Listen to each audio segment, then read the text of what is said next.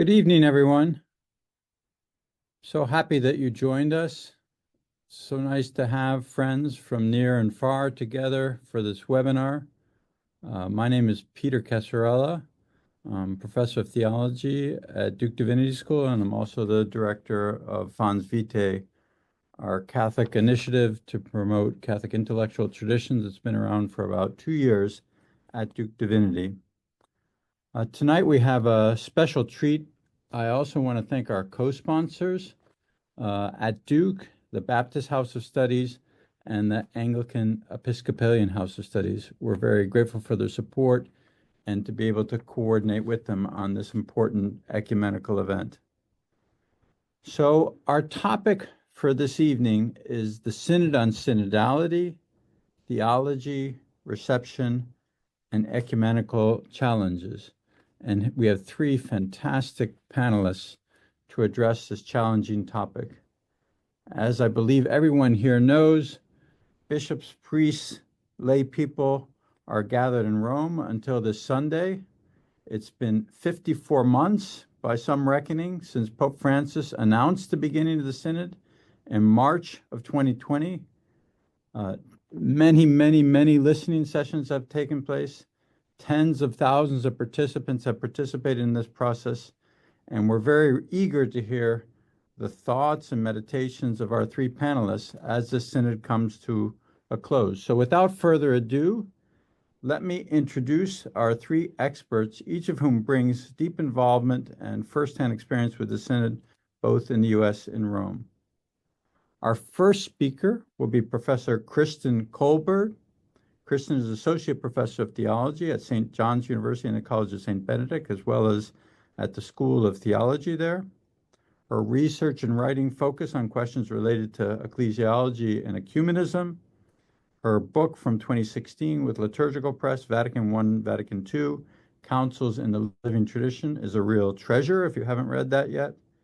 She is appointed by the Vatican as a member of ARCIC, Anglican Roman Catholic International Commission, and has also served as one of the very few, I think the sole U.S. member since 2021 on the Theological Commission supporting the Synod on Synodality. And Kristen lives in St. Joseph, Minnesota with her husband, Sean, and her 2 daughters.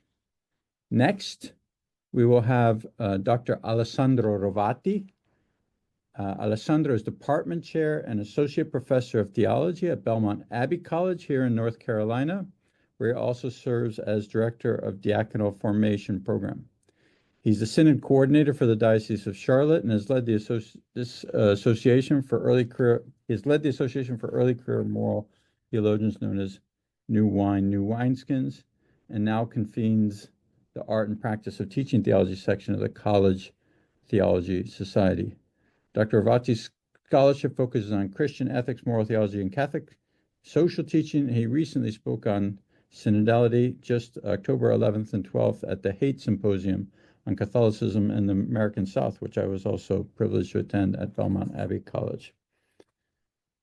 Last but not least, Dr. Elizabeth Newman is an adjunct professor of theology at Duke Divinity School and teaches in the Baptist House of Studies at Union Presbyterian Seminary in Richmond, Virginia. She currently serves as the chair of the Baptist World Alliance Commission on Baptist Doctrine and Christian Unity, and is also the BWA Fraternal Delegate to the Synod on Synodality, and has literally participated in both the first and second session of the Synod on Synodality. She recently published with Baylor University Press, very recently, Living the Liturgy, Enlarging the Baptist Vision, and her 2018 book, named Divine Abundance, was given an honorable mention in the Ratzinger Association Expanded Reason 2023 award. So, as I said, Beth served in Rome as a Baptist representative during the second session of the Synod. So each of our presenters will offer a 15-minute presentation. Kristen will speak about the synodality in a time of polarization. Alessandro will speak on the local diocesan reception of synodality, and Beth will speak on the prospects and challenges of ecumenical participation in the synod and synodality. So without further ado, I'll hand it over to Kristen to get us started. Thank you so much, Peter. What a delight to be with all of you, those of you who are live with us here and my fellow presenters and those people that will watch this video in the future. It's really an exciting time in the Catholic Church. The Synod on Synodality, the formal process of it is coming to an end on Sunday. And it's really a time to think about how the Holy Spirit is speaking to the church and this huge process that we've been a part of. So I'm really honored tonight to be asked to speak about this question of synod in a time of polarization. Sometimes when you get asked to talk about something, it really sparks your thinking and reflection. So I'm going to share some slides. Okay, so the theology of a synodal church in a time of polarization. That's a tough topic for 15 minutes. I'm going to try. All right, so this is a picture that came out today on the Synod's Instagram page, which is one of the only Instagram pages that I follow. But what we see here is delegates, they're reflecting on the final document. So right now, in this final week, they have taken the materials from this October, and actually, as the Vatican has said, from the whole session, the whole synod process, and they're trying to craft a document. So the drafters, there is a set of drafters or lead writers that try to put the thoughts into words, and then all of the delegates will sit around these round tables and they will make amendments. They will suggest amendments to this document that will be a really important fruit of the synod. You know, one of the questions that we have right now is that typically in the past, synods have ended with an apostolic exhortation. So the synod produces a document, and then the Pope takes it under consideration, and then the Pope publishes something. But many of the members of the synod right now wonder if this synod has been so different than other synods that maybe it will culminate in something different. That will remain to be seen. So, as I thought tonight about what is the outcome of the synod, because many people are going to ask, what can we expect? What is going to be the product of this many years, the world's largest global consultation in history? And I'm reminded of Timothy Radcliffe, now Cardinal-elect Timothy Radcliffe's words, that the synod is more like planting a tree than winning a battle. And therefore, like the fruits of the synod and the outcome of the synod are going to be more organic and more slow, perhaps, than this decisive victory. And that's one thing I want to think about in my 15 minutes. So this is just going back to the beginning. So this is the opening mass of the synod. There I am at the opening mass, and Pope Francis is preaching. If you can see to the corner, the person who's assisting Pope Francis is wearing a mask because this was during COVID. And, you know, the synod began amidst all the restrictions of the COVID pandemic. Not to go back to too many basics, but when the synod opened in 2021, we spent a lot of time talking about the fact that synod comes from this syn hodos, walking together. In more recent terms, you know, I think we've seen the maturing of the synod. And so, for example, now we can say that synodality is a style that starts from listening as the first act of the church. I don't think we could have said this 2 years ago. I think this is something that we've grown into in our understanding, and an idea that the goal is not just one task or one realization, but the goal is a synodalization, a transformation of the whole church, and really a new way of being church. So just to go back for a minute, because again, my topic is talking about synod in a time of polarization. And if we think about synods that are really ancient, at one of the synod meetings that I was at for the Theological Commission, we said that actually synods are as old as the need to make decisions in the church. So this gathering of witnesses, of people who have experienced Christ, and in the early church, usually bishops, come together to make these decisions. And I jokingly like to say that usually synods and councils in history were held in times of a clear and present danger. So I like to say the Heisman model of church, where the church is trying to fend off some kind of a threat or the possibility of fragmentation. So for example, we could think about the Council of Nicaea, and there's tension in the church. So this idea that our synod is happening in a time of polarization is not necessarily like a new reality. Like synods have always been a gathering at a time of a threat or a time of potential division.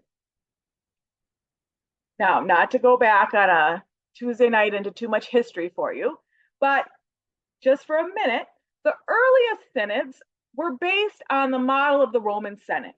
Okay, so when the church is making these decision-making bodies, they're not just creating them from scratch. They're looking to the Roman Senate, and the role of the Roman Senate was to legislate. It was a legislative body, and it legislated observable behavior. Okay, so it made laws that govern not what people believe, but what people taught and how people worshiped and visible things. Now, the contrast to this is very exciting. Vatican II. So Vatican II was not a council about observable behavior, and it was not a legislative council. It was a council about updating the church. It was a council about renewal and reform and increasing holiness. I'm a person who thinks you can never have enough pictures of Vatican II, so let's look at one or two more. Now, again, I'm going to get to some new material in a moment, but let me just say, this is my favorite picture of Vatican II, because this is all the bishops riding on a bus to go back to their guest house or back to the seminary where they're saying, after one of the working sessions. And all of the bishops of Vatican II, many of them, I should say, write in their diaries that the real work of the council got done on the bus. Not in these meetings, but in the closeness, in the sitting on the bus next to a bishop from Buenos Aires, from eating together, from praying together. So Vatican II was this time of closeness. Again, where what we strove after was updating and holiness and the dignity of baptism and mystery and not observable behavior as previous councils.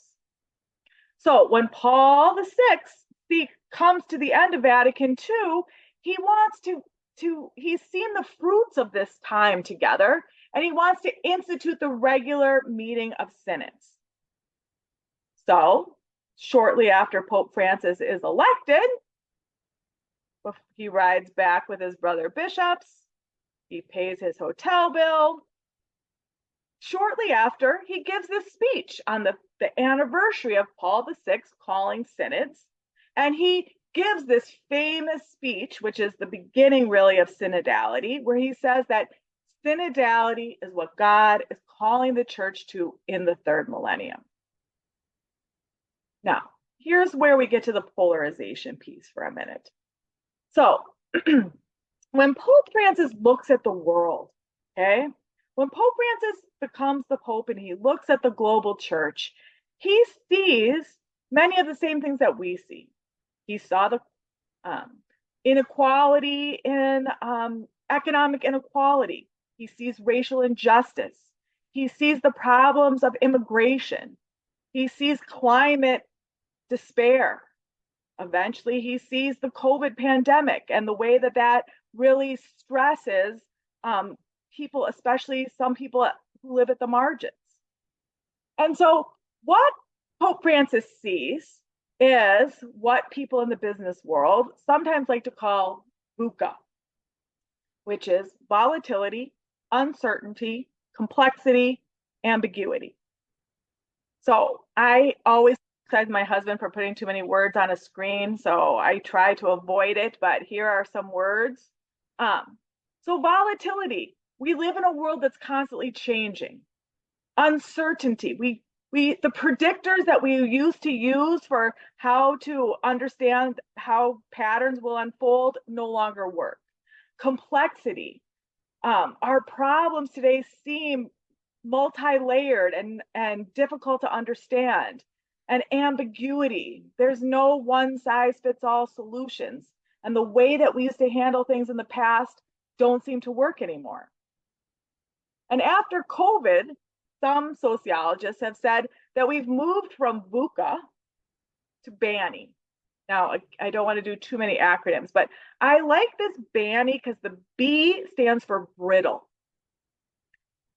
Sociologists say that after COVID, things that used to seem reliable and flexible and sturdy, they can now seem deceiving because they seem to have a breaking point. They could break at any time. Things that we trust can fall apart, institutions without warning, and people feel brittle.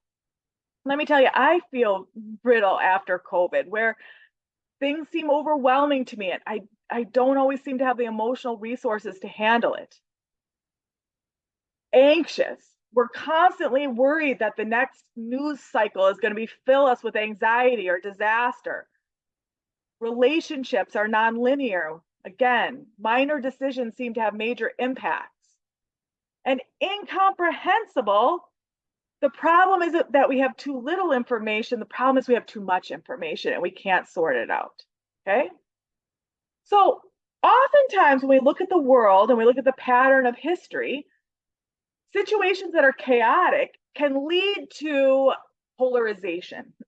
They can lead to leaders that try to draw clear lines and have easy answers. But what I'm saying, and this is like really one of the hearts of what I want to say tonight, is that Pope Francis is not responding. He didn't respond to this chaotic VUCA or BANI with easy solutions and clear lines. He responded with listening. Okay, that instead of dictating a clear answer from the center, Pope Francis held the largest ever consultation in world history and asked people the question, what do you think the Holy Spirit is calling the church to today? He didn't say these questions are off the table or we're talking about these questions, not these questions.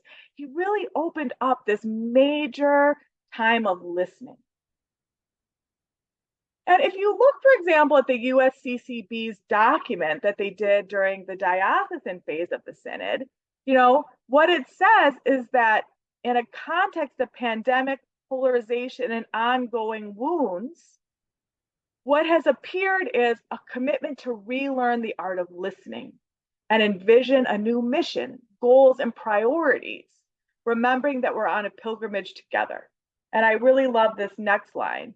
The rediscovery of listening as a basic posture of a church called to ongoing conversion is one of the most valuable gifts of the synodal experience. So Anna Rowlands, who's one of the main advisors to the Synod, she says that synodality is like a disarmament process. It is an antidote to polarization, that the way beyond polarization is this listening and accompanying each other.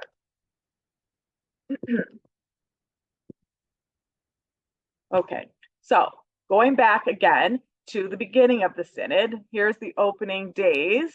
I always show this, I get a kick out of it. On the Pope's webinar, on the Pope's Instagram page, one of the monks sent me the note that said, Kristen, you must not have gotten the memo because you're the only one in the picture that's not wearing black. So when the Theological Commission went with Pope Francis and he gave us instructions about what he wanted us to work on, what he wanted us to work on was to probe, to go deeper into Vatican II's ecclesiology of the people of God. What does it mean to say that we're all the people of God? And what would the church look like if we fully lived out that ecclesiology? So what I really think is that the Synod is really an extension, an effort to more fully realize some of the key teachings of Vatican II. So this is what the Synod looked like, the meetings that I've attended. Sitting in a circle, the world church, members of every continent coming together to share with honesty and bravery their understanding of the church. So I love this. This is what the synods used to look like. Synods used to look like mostly bishops sitting in an auditorium with someone at the beginning, at the front, lecturing to them. This is my experience of the synod. And then we did this massive listening around the church, around the world, to hear what people had to say. I'm going to jump ahead to, and how we put this listening, I think this is really important for this question of polarization, is rather than giving these long, lengthy documents to tell people this is like the theological understanding of what you said. The Synod is trying to say, this is what we heard you say. The documents of the Synod are trying to offer back to the people of God, this is what you said. Okay, I'm coming to the end of my time, so I want to get to the end of mine. So I'm going to skip some of these topics and I'm going to go straight to stuff.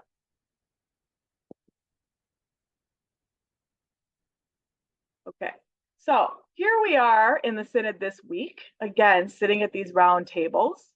Here is a close-up view that I got from the Vatican's communication office. Here's what that room normally looks like. Here's what it looks like for this meeting. Okay. Sorry, my thing is stuck again.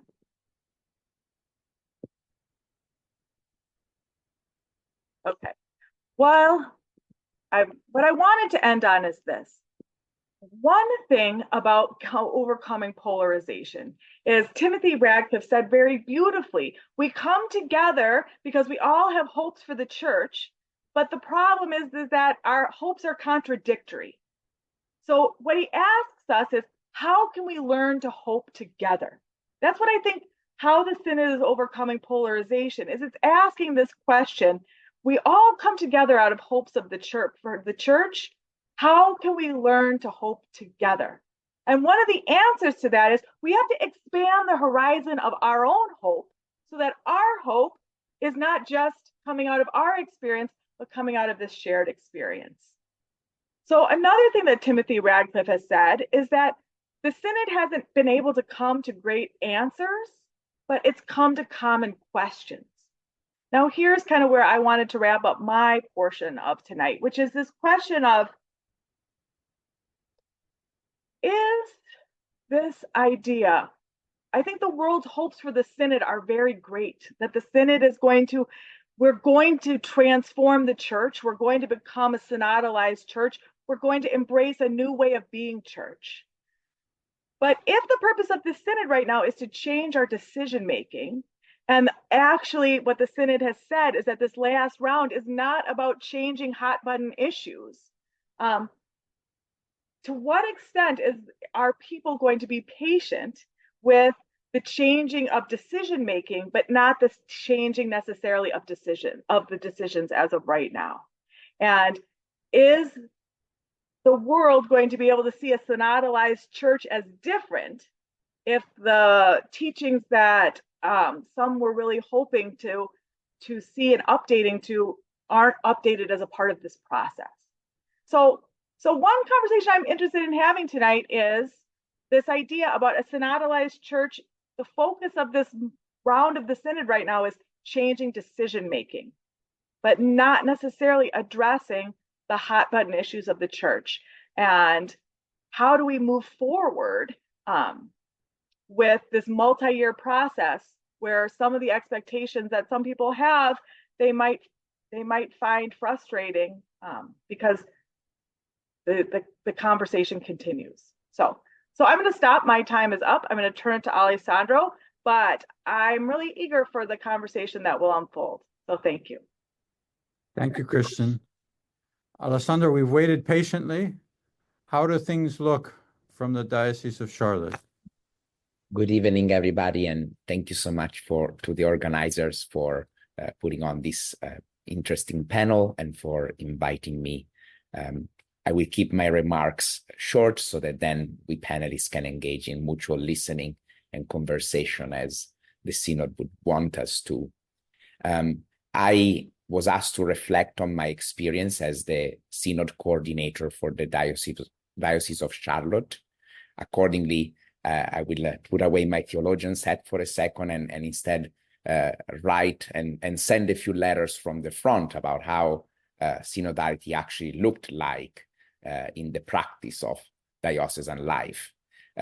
My reflection is obviously impacted by my local experience, but I was blessed and fortunate to be part of conversations with the Southeast region that comprises 14 different dioceses. I was on many conversations with diocesan leaders around the country. I served on the continental stage assembly, and I worked even with theologians, with Peter and Christine. So all of that is to say that I think I am blessed with being in a position to recognize some trends and some common elements that I want to offer to our conversation. The first one the first thing I want to say is very simple. Synodality is an unfamiliar word. And as I began this work in 2021 and then 2022, I found myself in the first person having to study and think about what synodality was and how I could propose it to the people of the Diocese of Charlotte in a way that would be inviting them to be active participants in this multi-year process. And that was not an easy task, to be honest, because synodality is a word that is unfamiliar, that sounds a bit abstract. And when we are confronted with something that is unfamiliar in daily life, it's very common for us to feel skeptical or at least if not threatened, in need of treating it with care because we do not know what it is. And I think that for many, not out of malice, but out of a genuine lack of familiarity with this concept, which, as Christine mentioned, we are in many ways discovering as we practice it, there was a bit of hesitancy, a bit of unknown. Together with this hesitancy, I think that at the diocesan level, there was also a question of process. Who will take on this massive work of organizing synodal sessions, training facilitators, gathering the data, and so on and so forth?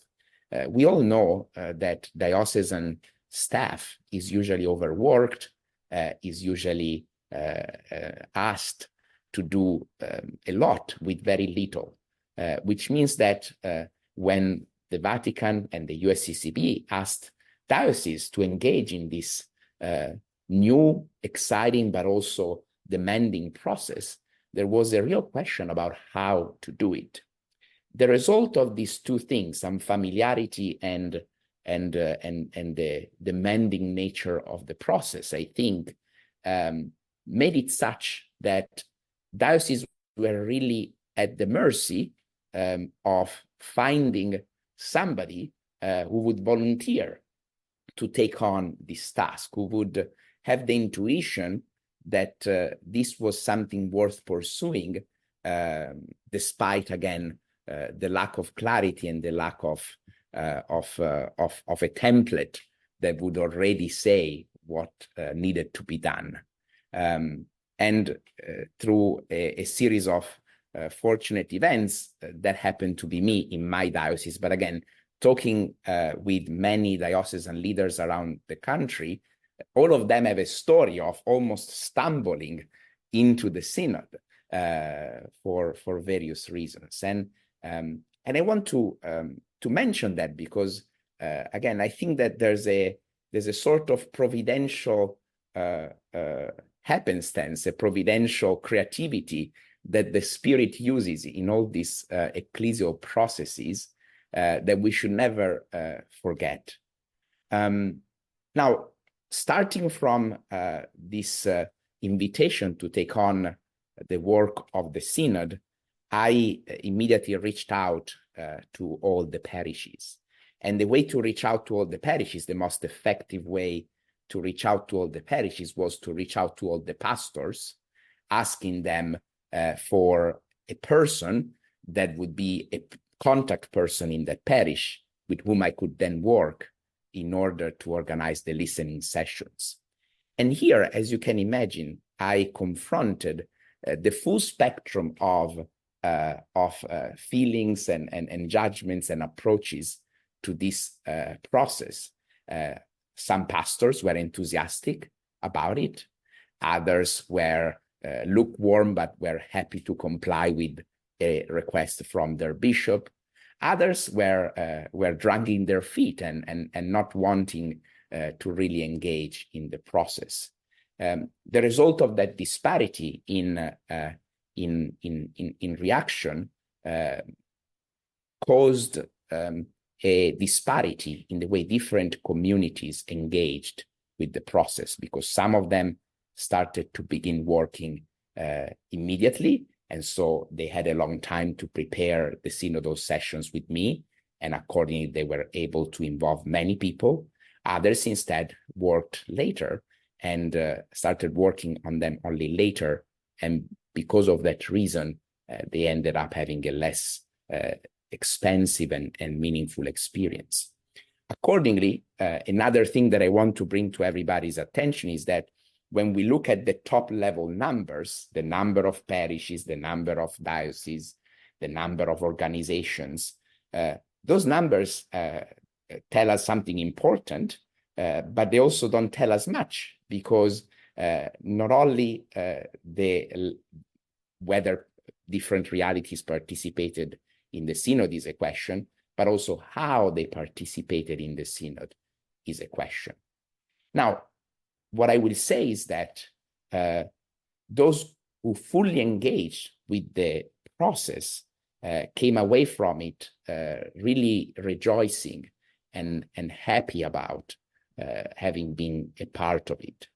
And the universal feedback from communities that had very different initial perceptions and feelings about the synod, the universal feedback was that it was a positive experience and that they would welcome the opportunity to engage in this mode of listening and dialoguing more. I find that very important, because it tells us that the reality of coming together as a community, praying together as a community, sharing with each other about our most heartfelt questions and needs and inspirations, has a power that is capable of defeating all the preconceived notions that we have about this process. But of course, one needs to be willing to participate in that kind of experience in order to be captured by it.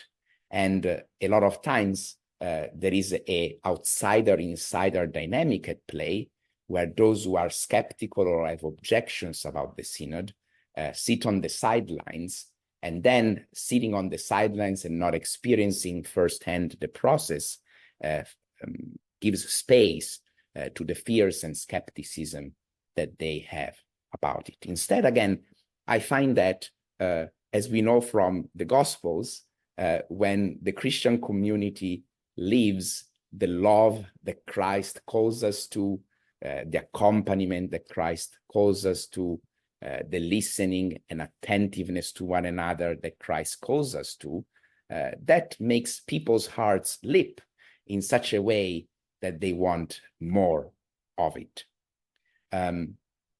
I will say that one thing that I've learned from this experience is certainly that we cannot continue in the path of synodality without our pastors, our leaders, our bishops to be fully committed and interested in letting this path grow and move forward. While the synod was a wonderful exercise exercising, letting the laity express their needs, questions, intuitions. We are still a very hierarchical church that is organized in such a way where a lot of initiatives do need a top-down blessing and empowerment in order to be realized. And I say that as a matter of fact, as an observation of the way our church is structured, and in no way as a critique of the hierarchical nature of the church. But I think that even that's a factor that we need to be mindful of, which is why I think it's so important for everybody who was involved in the synod process in Rome to go back to their countries and their local churches and really express and educate the people with whom they share a responsibility in the church at different levels about what happened, and making the invitation to be stewards of that process moving forward. Now, the synod works at different levels, all at the same time. There is this diocesan level, a national level, a global level. I do not know what will come out of the global reflection and what kind of documents and practices will emerge from that. I will say, though, that in dioceses where the synod happened in a substantive fashion, like my own, 7,000 people, 90% of parishes participating, all the diocesan offices, all the lay associations, all the apostolates, so a very robust participation. In dioceses where that happened, something has already changed, because now there is a fabric of relationship, a fabric of networks that cannot go away. So that now I constantly, as the synod coordinator, receive emails from diocesan leadership or parish leadership asking me to reflect on this or that question in light of my work for the synod. And again, no one has dictated that to these individuals. There isn't a change in canon law or a change in a church documents that tells them that they need to consult with me. But again, it is starting from the experience of this working together that people have seen the benefit in engaging this kind of common deliberation about matters big and small. To reinforce the importance of the synod at the local level, I will also say that we have recently changed bishop, because our previous bishop, Peter Jukes, who really empowered me to do the work of the synod and gave me the resources and the freedom to make such a substantive engagement with the synod happen. Peter Jukes was sick and resigned due to his illness, and a new bishop was nominated by Pope Francis. And it was amazing to see how all the work we have done in the synod could be immediately put at the service of Bishop Martin, and at the beginning of his Episcopal ministry. He read all the reports, the diocesan phase report, the interim stage report. He met with me and asked me for further details about the synodal experience. And he really kept in mind everything that he has learned from these reports at the beginning of his Episcopal ministry in ways visible and invisible. Some of the visible ways are found in the very relational and way in which he's engaging with communities. Recently, as you all know, Western North Carolina was devastated by Hurricane Helene. And it was so beautiful to see Bishop Martin with the people in the communities, immediately putting all the resources of the diocese at the service of these impacted communities. The people working in the diocesan building were asked to pack boxes every couple of hours. They were asked to load and unload trucks. And the same is true for all of us parishes that were lucky and were not impacted as much by the storm. And again, is this a fruit of the Synod? Well, yes and no. This is charity. Again, it's the love to which Jesus calls us to.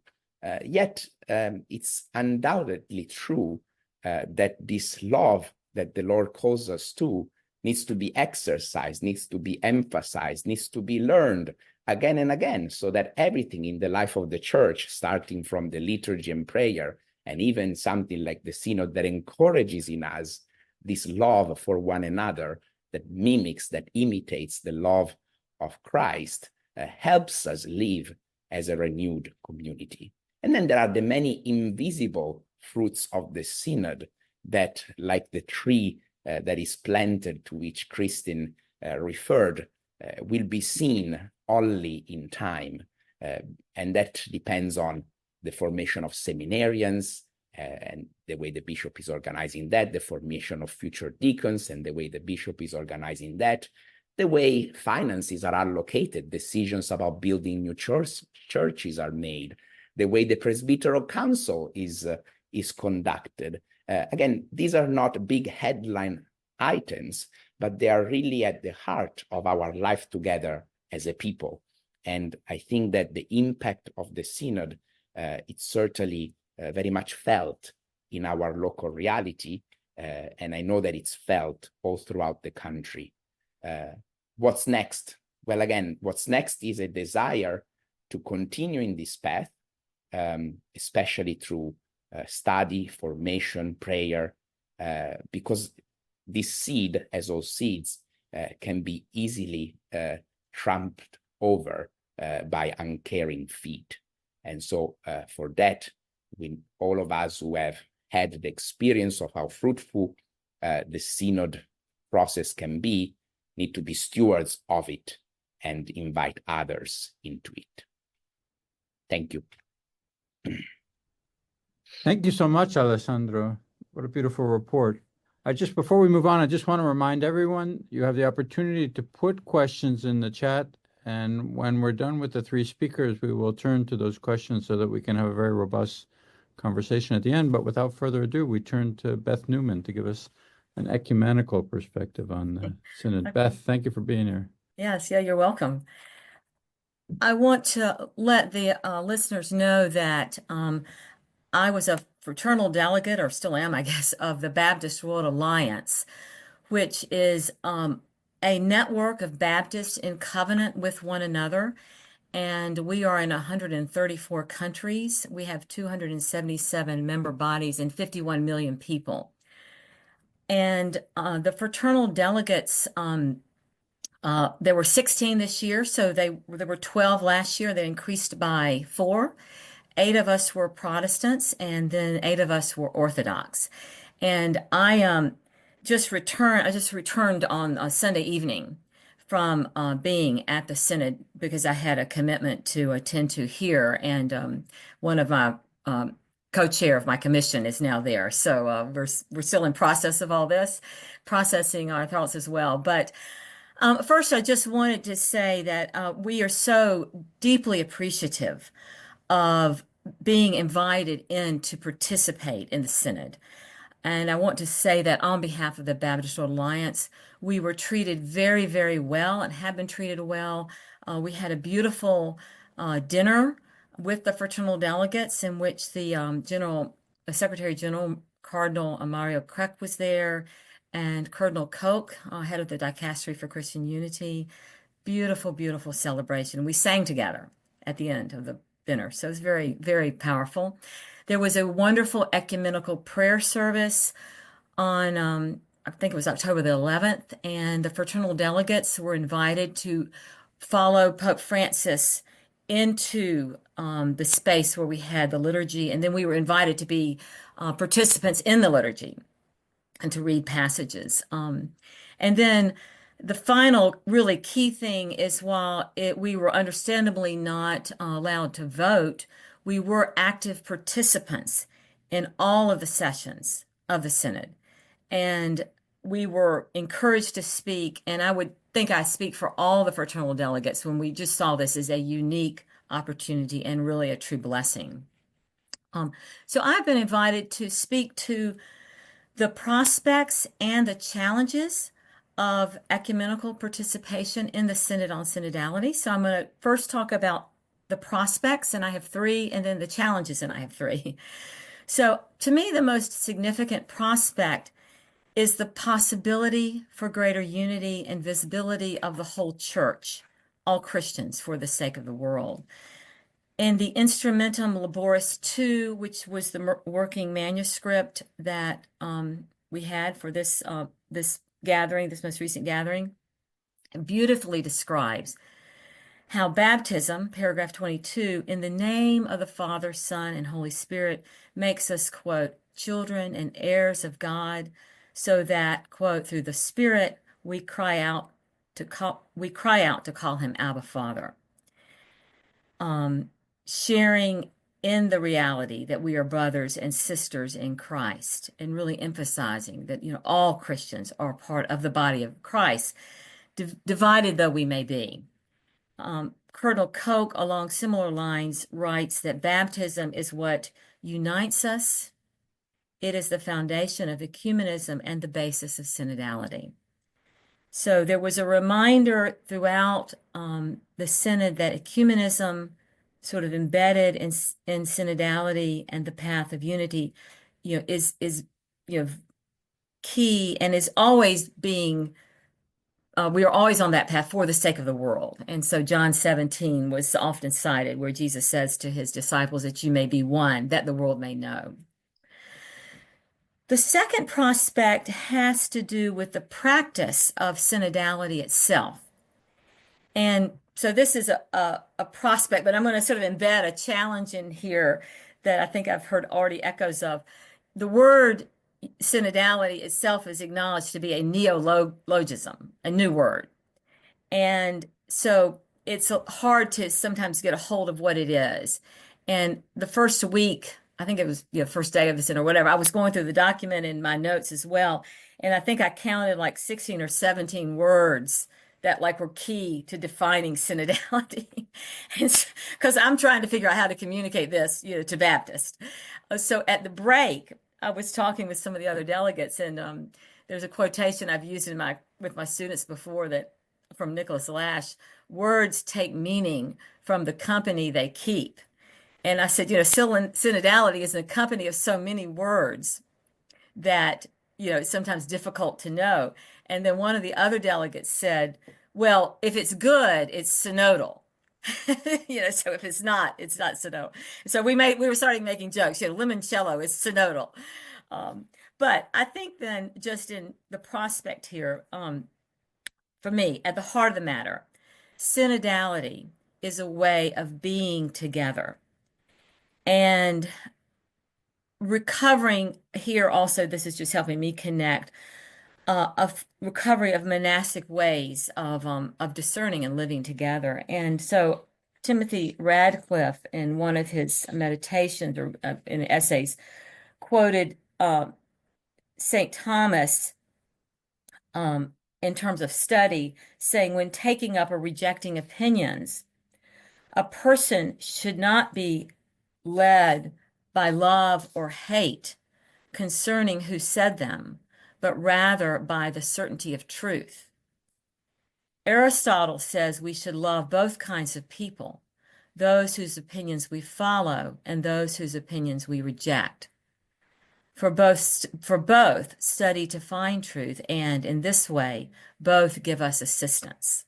So I found that really a very powerful way to think. So then, just to summarize my understanding of synodality, it's first listening in and through the power of the Holy Spirit to the Word of God, who is Jesus Christ. It's second, listening to Scripture and tradition understood as interpretation of Scripture. Third, it's listening to one another in the context of the communion of saints. And finally, there's the special reminder to listen to those on the periphery. And we were invited to watch an amazing film while we were there called Il Capitano, about two refugees from Senegal, who were leaving, two young teenagers, and it was just really powerful. I think it's going to be the English isn't available yet in the subtitles, but I think it will be coming out soon. But the purpose of synodality is, as I understand it, is to build up communion in order to proclaim and embody the gospel to each other and to the world. Okay, so the third prospect, at the Synod, we were and are worshiping together, as I already mentioned, singing together, eating together. We were going out and eating gelato together. We were praying. Yeah, that's we were praying together and for one another. During the Synod, we had Hurricane Milton coming to Florida, and my son was in the path of it, and he was on a barrier island that had to be evacuated, and then he had to be evacuated again, and then I think he moved 2 other times. So I was very, very concerned. And in the residence where I was staying, the people were praying for him. And one of the Dominicans, well known, comes in like the day after, and he says, "How is Jacob?" He yells out. So I just, I just really appreciated all of that. And then, in turn, as I was leaving really on Sunday, one of the sisters from the Congo, who's one of the leaders and was one of the people who spoke at the papal audience of women, on women, just said, "Would you please pray for me and for the work I'm doing?" And it was some very difficult work. So again, this sharing together in prayer. And I think also along these lines, it's just a personal story on one day that I found particularly difficult for a variety of reasons. I was leaving after supper, and Cardinal Bo, as we were just told to call him Bo, from Myanmar, I walked past him, and he was sitting at the table, and he just said, "Elizabeth, I haven't seen you all day. How are you doing?" And then he kissed my hand. So it was just small gestures like that really I appreciated greatly. And, and in turn, again, there was these opportunities for listening around the table. So I found these very powerful as well. And I just, Luca Casarini, who's involved in this Mediterranean rescue, where he is, there's a project some of you might know, but it was born out of the indignation of thousands of deaths in the Mediterranean of refugees and the closed port policy. And just to hear his personal stories was really just quite something. So this kind of sharing was very powerful. So just to sum up, I think the synodality rightly practiced opened up spaces for friendships to develop. Instrumentum Laboris 2 talks about relations, pathways, and places. And I do feel like I lived this. We were in a place of prayer and work, relations developed, and these have become pathways of unity, even as we recognize we are still on a journey. The process did transform me, and I felt a very big difference between last year and this year. Okay, so now I want to talk about challenges. Challenge 1 had to do with places or times when ecumenism dropped out of the equation. And I've got a number of examples, but let me just give you one. There was a public forum a theological forum on the exercise of primacy in the Synod of Bishops. And one of the speakers described how the Synod included cardinals, bishops, religious, and laity, but he did not mention the fraternal delegates.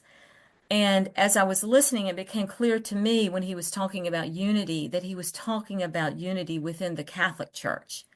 And I found it discouraging since the primacy is a huge hurdle for Baptists, and I was trying to find theological threads, that I could connect with.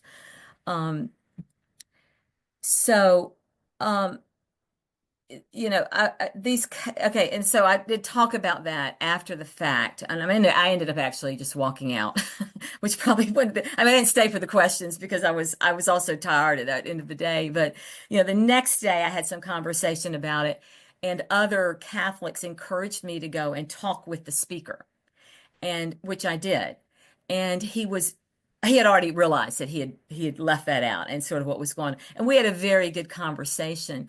But I think the process itself, when we're with these hurdles, we were always encouraged to give voice to our concerns, which I was able to do, and to my, also my, the positive aspects as well, which I did in an intervention, but by also directly speaking to others.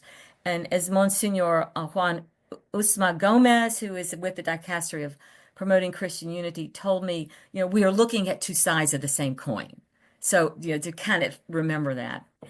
A second challenge to ecumenical participation in the Synod is the fact, and for me, the realization that some delegates are simply more interested and receptive to ecumenism than others.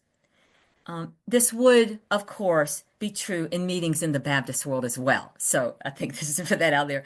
For example, in terms of the lived reality of ecumenism on the ground, while at the Synod, I had almost no contact with any of the delegates from the United States, with the exception of Father James Martin and Wyatt Olivas, who was the youngest delegate.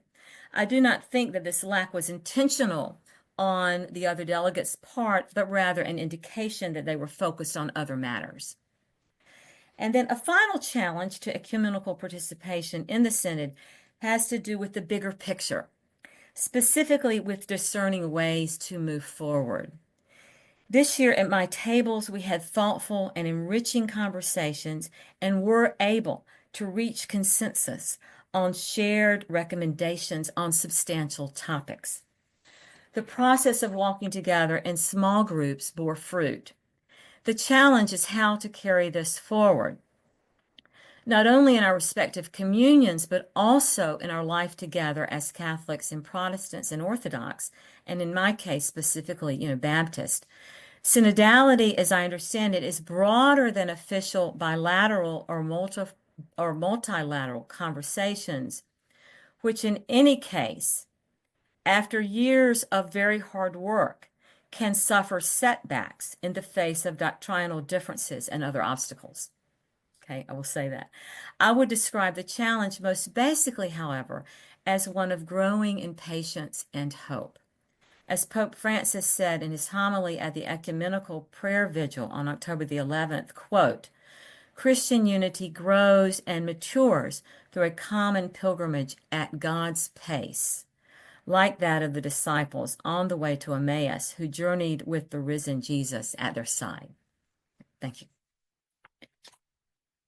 Thank you so much, Beth. That Yes, was you're both forthright and extremely constructive. I really appreciate that.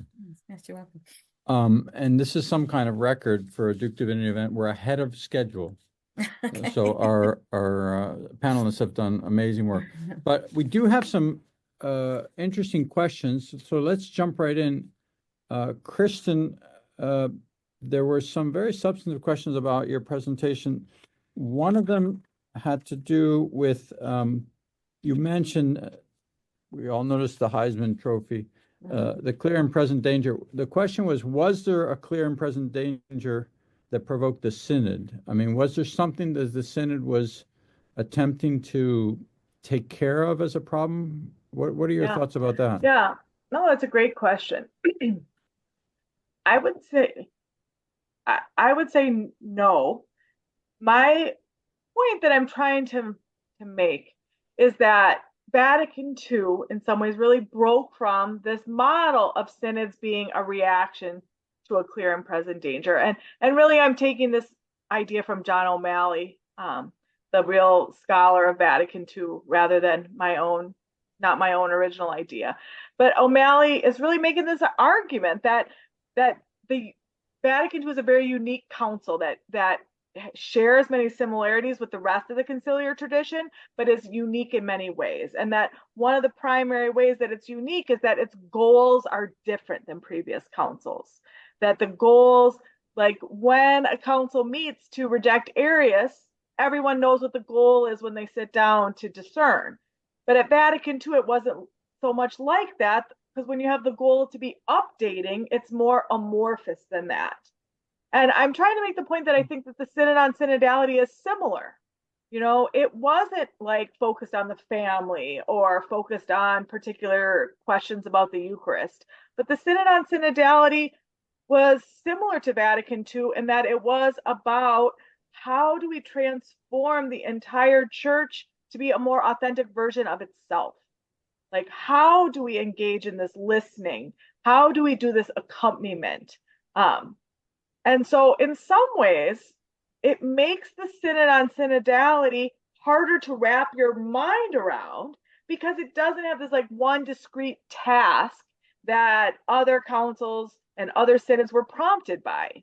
And so I think that's some of the beauty of the Synod on Synodality, but it's also some of the complexity and the reason why it's hard for people to understand what to expect or what would we say success for the Synod is, because its goals are not as clearly laid out as previously had inspired the calling of such a gathering. Before I move on, do others want to speak to that question? Yeah, I think this is a very personal reflection, is in no way expressed by the documents yet. But when I think about the Synod, Christine is certainly right in pointing out that there isn't one current danger or pressing threat that the Synod is trying to face. But I do think that if we take a big picture view of the past 100 years of the magisterium of the church teachings about ecclesiology, we can see maybe a thread of what the Synod is trying to do theologically. If we start with Vatican II, and here I bow my hat at Christine, who is the expert here, but I'll take a stab at it. But we look at Vatican I, and there is the affirmation of papal infallibility. Vatican II is a expansion and integration of that teaching with the idea of collegiality, the role of the Episcopal College. I do think that that theologically there is now a third integration that is happening when it comes to the people of God, the gifts of the baptized. And so maybe, again, this is not a threat or a danger, but maybe from an ecclesiological point of view, that's maybe the theological direction that the church and the magisterium is moving towards, this greater integration of the full breadth of the states of life, the ministries within the life of the church. No, I think that's really an excellent point, Alessandro. You know, sometimes I point out that Karl Rahner used to say that councils are always both an end and a beginning, that, you know, they bring greater closure to certain points, but by doing that, they raise other questions. And in some ways, Vatican II, it deepened our ecclesiology and brought about that kind of integration that you're talking about with Vatican I's articulation of primacy. But it was also a beginning, because this theology of the people of God that gets articulated at Vatican II doesn't have the structures to support it, to live it out. And so in some ways, I see synodality as trying to articulate, structures and relationships that allow the what began at Vatican II, but what has not yet been fully realized in our church, to become a more habitual, instantiated, regular part of the church's life. So I think that's really, I think you helped, together you helped me when we put a finer point perhaps on what some of these goals are. Maybe Kristen? Beth, I'd be interested in hearing from you, maybe from the ecumenical standpoint, this integration of the theology of the people of God and baptismal gifts with the rest of the hierarchical ecclesiology of the church is the step that within the Catholic Church we need to then engage in some of the difficult questions you were mentioning at the ecumenical level. Yes, yes, Alicia. No, that was helpful to hear the two of you reflect on sort of the process and the purpose. And I think, like we said, I've been involved in the Baptist Catholic dialogues, which have been wonderful and many ways. And, you know, I got to know Professor Casarella through those. So, but I think trying to sort of think about ecumenism in a deeper or richer way as how is it that we can imagine being together, so that and praying together and worshiping together and even living together. And it might look very different in different ways, but I was, for example, very interested, and I had a number of conversations this year with folks involved in the Focolare movement, which, for folks who don't know, is a community around the world focused on ecumenism, and you have Protestants and Catholics and married and single living together. So I think it's that deepening and trying to sort of imagine really where the Holy Spirit is leading us as a church. And by church, I mean all Christians. So, thank you. I would just Beth, say, can I say one quick thing? Elizabeth, I really appreciated your reflection so much. Thank you. When you look at the people who are on the Theological Commission and the Methodology Commission and the Communications Commission, sometimes people would say, Kristen Colberg, how did you get picked out of Central Minnesota to be on the Theological Commission? Well, it's because I'm on the Anglican Roman Catholic Dialogue. Right. And from the very beginning of the Synod, this idea that ecumenism is a practice of listening, and that people who have been involved in these dialogues would be people to help shape the Synod. Yes. And also that the participation in the Synod would then be a leaven back into these, dialogues. So the connection between ecumenism and synodality and how it's been envisioned by the Vatican, from the very, very beginning, they've seen a really close connection between the types of listening that they're trying to promote. Good. Yeah, that's good to hear. An excellent point, one that was made just last week in Baltimore at our National Lutheran Catholic Dialogue. Beth, there was thank you, Kristen. There was another question for you. You, from one of the listeners, you mentioned substantive issues on which there was some agreement. And the questioner is asked, without, of course, breaking rules of confidentiality, do you have any concern that when these are articulated that they might be at too high and vague a level of generality, or do you think there will be some specificity with regard to the substantive areas of agreement? Yeah. Are you worried that it's going to be just very conceptual, the findings at the end? I don't know, honestly. It's hard to, I will say that I just found it very interesting at my table. And I can't remember if I said this, but last year, the fraternal delegates were not allowed to be secretaries at the tables. And the secretaries were also voted on by the tables. They changed that this year, and the secretaries were assigned from on high, I guess, hierarchically. And so I was asked to be a secretary in one round, and we had some interesting people at the table, but I thought we came to very specific. We came to pretty substantive conclusions, I guess you could say, if that were also recommendations about we think this needs to be in there, and we think this does too. And some of them just had to do with, but I don't know, yeah, it's just hard to know how all of this is going to then get embedded. I mean, I hope it does, but I don't really. You don't have a crystal ball? Yeah, I don't have a crystal ball, right? Could I ask Elizabeth? Yes. You mentioned that you noted a significant difference between your participation in the first session and the second session. Would you speak about that?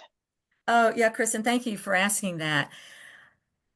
Well, when I went last year, I had not been involved, of course, in any of the processes of synodality, since those were really taking place, in the Catholic Church.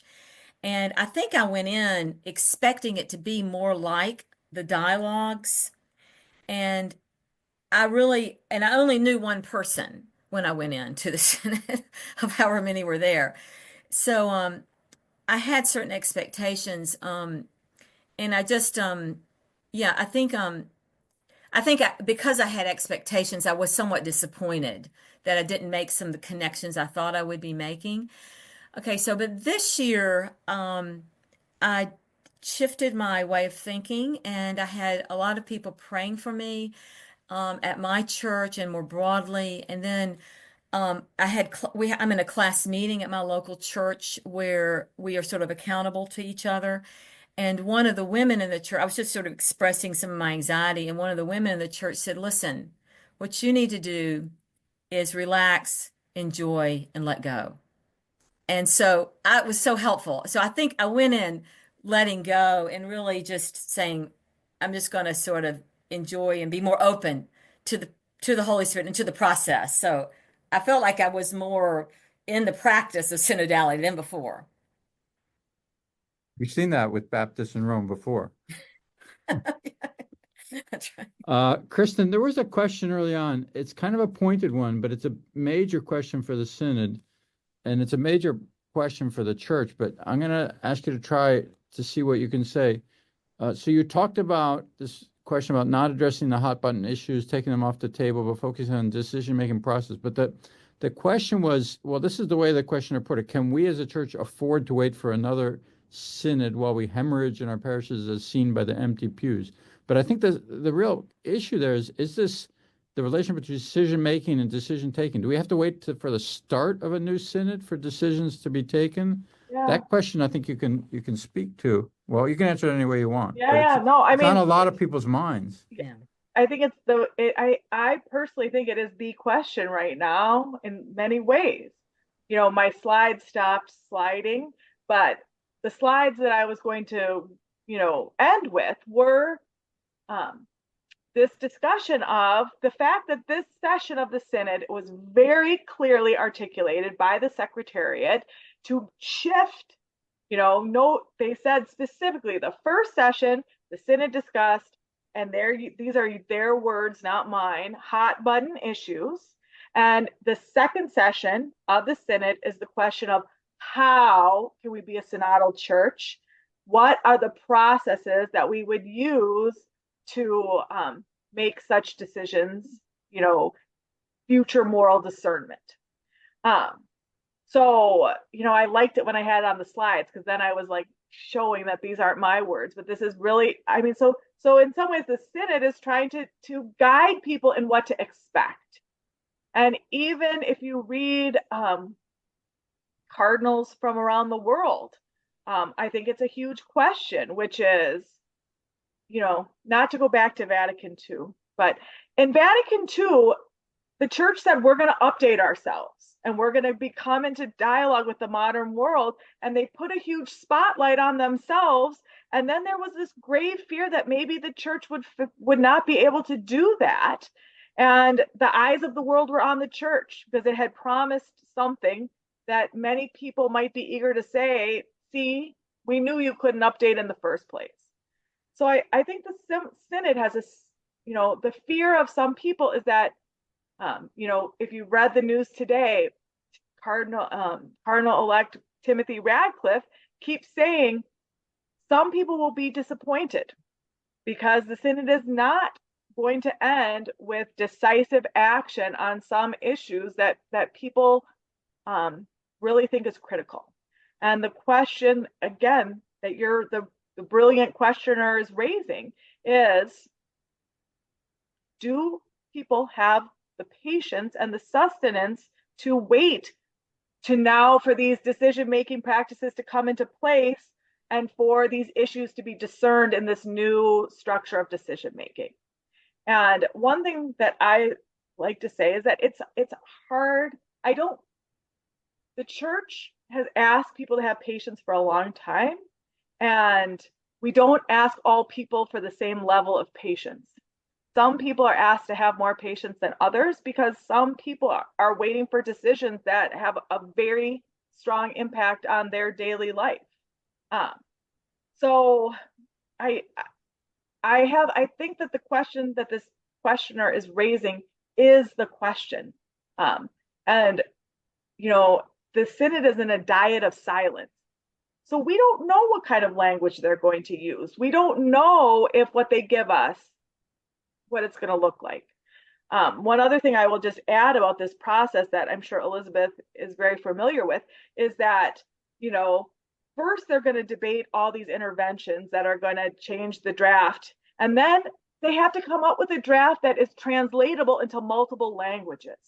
So if the wording in English is something that really gets across the meaning in English, but it can't be translated into Italian, then the English has to change. So it's a very complicated process of what do we want to say? How can we say what we want to say? How can we say what we want to say in a way that can be equally translated around the world? And so it's hard to know what the result is going to be. But I think the question is the right question. So speaking of translating from English to Italian, Alessandro, there's one more question for you about participation. You had some figures about level of participation, but the question was, one aspect of it, was there any disparity with respect to race and class? And just in general, what are your thoughts about encouraging the level of participation you had in Charlotte? And what would you say to other dioceses that still need to encourage participation in the future? Yeah. We had, I'm no statistician, but 76 of our parishes and missions participated in the synod. We have 92 parishes, so that's, I think, 80% of parishes and missions participated. I cannot discern any special class-related, income-related, race-related, geography-related distinction there. It's really, in most cases, it's really about the pastoral leadership and the kind of emphasis and spiritual sensibility that pastoral leadership brought to the community. Overall, again, I mentioned the 7,000 participants number. Our bishop told me that when you look at the number of Catholics in our diocese, we were among the top dioceses, and I hate to make this a competition, but one of the dioceses with the highest rate of participation, which is still very low, of course. We should not think of this as like the exit polls at the elections where we see the affluence and we see 60, 70%. I mean, it's nowhere near. Statistically speaking, we are talking about 1%, 2% of Catholics being engaged in this process. So again, I think it's a success given the parameters and the novelty of the process. And I did not discern any difference or obstacle based on income and race.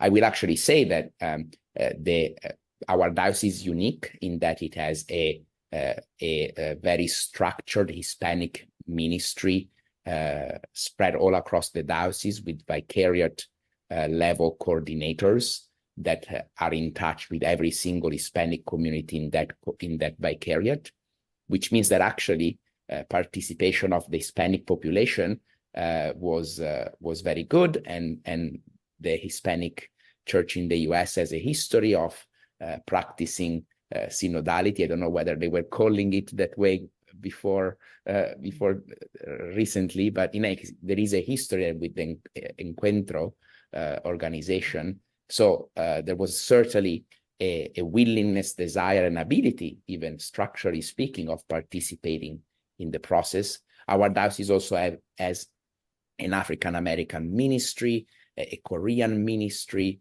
and they all participated in the synod process. I will say that I definitely leveraged the diocesan structures, which are very good in many dioceses. I mean, many dioceses are not blind to the need to involve and care for the vast array of people who compose the very diverse US Catholic Church, so that in certain ways it's a matter of leveraging, converting, building upon the many experiences of synodality that we already have in place and that we were not calling experiences of synodality, but that now can be built upon. What do I suggest in other dioceses? Again, as everything that has to do with Christianity, it's really about freedom. And so who do you say that I am? and so who do you say that the church should be? And is the synod something, is this synodality as relational but also organizational ways of being, is that something that you want to say yes to? Now, I do expect that the documents that will be produced will institutionally encourage, and maybe in certain cases mandate, synodal structures. But we all know that one can be part of a structure and not be converted by it, so that the meetings are done just because the meetings need to be done. Francis has emphasized often that we need a conversion of heart, not just of structures. And the structures are an invitation to that conversion of heart, but nothing can affect it other than the personal dialogue with the mystery within the ecclesial community and the gifts of the sacramental life of the church. Right? Thank you, Alessandro. Beth and Kristen, any final thoughts that you'd like to share with us? Beth, you can go first. Well, I think I would just emphasize again that I myself went into the synodality having read a lot about it in the news and being very aware of the polarization, which is a polarization that impacts not only Catholics in the United States, but all Christians. I mean, Baptists have certainly felt this. My husband's Methodist, they have felt it. And so I think part of my own experience was some anxiety and suspicion because of this. And I really did feel that the process, and I liked what Alessandra was just saying, the structures invited the opportunity to have a conversion of a heart. And I do feel like that happened to me personally. So, and so I can see that. I can see it as a promise and a hope of sort of moving forward together in a way that you can say, okay, what this person is saying might be right, or what I'm saying might be right, but it's okay if others don't accept it. So yeah, that would be my final word. Thank you, Beth. Kristen? Yeah, I like that Alessandro and then Elizabeth, are ending in some ways on the importance of experience. That synodality is a reality that's kind of best understood by doing, by listening, by accompanying, by conversion of heart. So I think when I talk about the synod, I just like to say we are living in such an exciting time in the church. And it's really exciting that the church has invested in this global listening process that really, in my experience and deep conviction, is a spirit-led process. There is messiness to the process. There are joys. There are disappointments. But I don't think we should just lose sight of the fact that the church has done this radical, embraced and engaged in this radical process And I think that we're lucky to be a part of it through prayer, through community, through conversation. So I think exciting times are going to unfold as we see synodality enter a new phase, which is the phase after the formal process. So I really thank you, Peter, and Duke Divinity School, and Elizabeth and Alessandro. This is the time to be talking about what's going on in the church and getting excited and praying and getting involved. Thank you, Kristen. Yeah, just as my final word, I want to thank all of the many participants who joined us this evening from Minnesota and the rest of the world. It's really been wonderful to have you here with us. It's just been a very memorable conversation at a critical moment for the church and for Christian unity. I want to thank our three presenters, Kristen Colberg, Alessandro Rovati, and Elizabeth Newman, for their honesty, for the deep well of experience from which you've drawn, and especially for your theological wisdom on this critical question.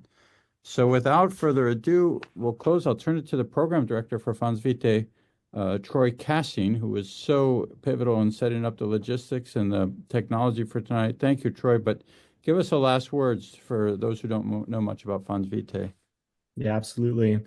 Fons Vitae's mission is to make the wisdom and the treasures of the Catholic intellectual tradition more available, both within the Duke University community, but also within the larger region in which we find ourselves here. We sponsor events that engage with questions, both old and new, questions that often cross disciplinary boundaries, and hopefully help all grow in wisdom, the kind of wisdom that bears fruit, great spiritual and intellectual fruit. And we hope you found that to be true this evening. If you'd like to learn more about Fons Vitae and our work, you can find a link for that in the chat. Additionally, this webinar, like all of our programming, is offered free of charge, but that doesn't mean they're necessarily free to put on. And so if you'd like to support our work, you can find a link to do so in the chat and on our website. I'd like to thank our panelists who were phenomenal this evening and all of our audience for joining us. We hope to see you very soon at some of our upcoming events, whether those be in person or online. Thanks so much, everyone. Wish you a great evening. Thank you, everybody. Goodbye. Good night. Bye. Thank you. Buonanotte.